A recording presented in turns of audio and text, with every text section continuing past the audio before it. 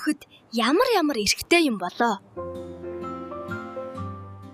Хүүхэд эрүүл өсч бойжих, аюулгүй орчинд амьдрах, аливаа хүчирхийллээс ангид байх эрхтэй.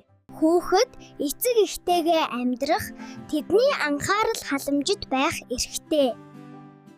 Хүүхэд сурч боловсрох эрхтэй ба бага, суур, бүрэн дунд боловсролын төрөөс үн төлбөргүй олох үүрэгтэй.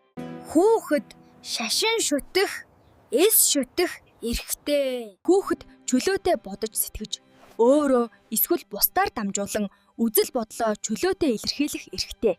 Хүүхэд гэмт хэрэг, зөрчил, хүчирхийлэл, бие махбодын шийтгэл, сэтгэл санааны дарамт, үл хайхрах байдал болсон мөлчлөгийн аливаа хэлбэрээс нийгмийн бүх орчинд хамгаалагдах эрхтэй. Хүүхэд өөрийн нэр төр, хувийн мэдээлэлд, хувийн орон зайгаа хамгаалуулах эрхтэй. Мөн хүүхэд хууль заасан үндслэл журмын дагуу өөрт ногдох эд хөрөнгийг өмчлөх, өвлөн авах гэх мэт олон эрхүүд байдаг. Тэгвэл томчууд та нар хүүхдүүд биднийг хайрлаж, хамгаалвал бид айх айцгүй, эрүүл чирэг, сайн хүн болж улс их орондоо ихийг хийж бүтээж чаднаа. Хүүхдийн инээмсэглэл маргаашийн ирээдүй. Хамгаалагдсан хүүхэд ирээдүйн баталгаа.